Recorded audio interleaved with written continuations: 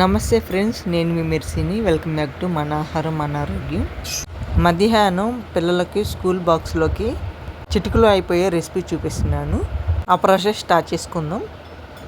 ముందుగా mixing bowl తీసుకొని కప్పున్నర సాయి పెసలు వేసుకొని 1 కప్ రైస్ వేసుకొని ఒకసారి నీట్గా వాష్ చేసుకోవాలి.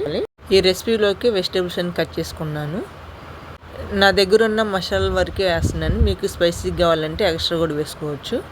స్టవ్ ఆన్ చేసుకొని ప్యాన్ పెట్టేసుకొని ప్యాన్ హీట్ అయ్యాక 1 టేబుల్ స్పూన్ గీ, 1 టేబుల్ స్పూన్ ఆయిల్ వేసుకొని ఆయిల్ హీట్ అయ్యాక ముందుగా మసాలాలు వేసుకోవాలి. కట్ చేసుకున్న ఆనియన్, గ్రీన్ చిల్లీ వేసుకొని లైట్గా ఫ్రై చేసుకుందాం.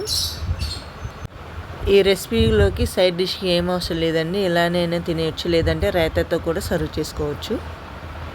కొంచెము జీడిపప్పు వేసుకుందాం. ఈ జీడిపప్పు ప్లేస్లో మీరు పల్లీలు కూడా వేసుకోవచ్చు. వీటన్నిటిని లైట్గా ఫ్రై చేసుకున్న తర్వాత కొంచెం అల్లం వెల్లుల్లి పేస్ట్ వేసుకోండి.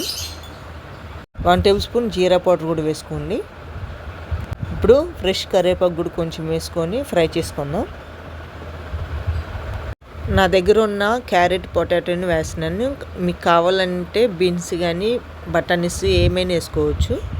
ఈ కట్ చేసుకున్న వెజిటేబుల్ని వేసుకొని మంట సిమ్లో ఉంచుకొని కొంచెం టేస్ట్ సరిపడా సాల్ట్ వేసుకొని కలర్ కోసం కొంచెం పసుపు వేసుకుంటున్నాను. ఇప్పుడు ఇవన్నీ ఒకసారి కలిపేసుకొని మంట సిమ్లో ఉంచుకొని మూత పెట్టేసుకొని బాయిల్ చేసుకుందాం. ఏ కప్తో అయితే రైస్ తీసుకుంటామో అదే కప్తో మనం ఎంతైతే క్వాంటిటీ తీసుకున్నామో అన్నిటికీ కొంచెం వాటర్ ఎక్స్ట్రా వేసుకోవాలి.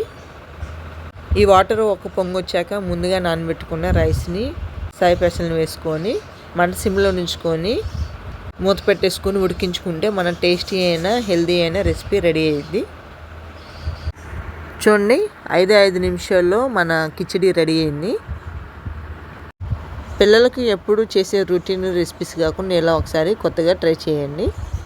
బాక్స్లో కొంచెం కూడా ఉంచకుండా పూర్తిగా తినేస్తారు. ఇక స్టవ్ ఆఫ్ చేసుకొని వేడివేడి కిచిడిని సర్వ్ చేసుకోవటమే. Thank you for watching.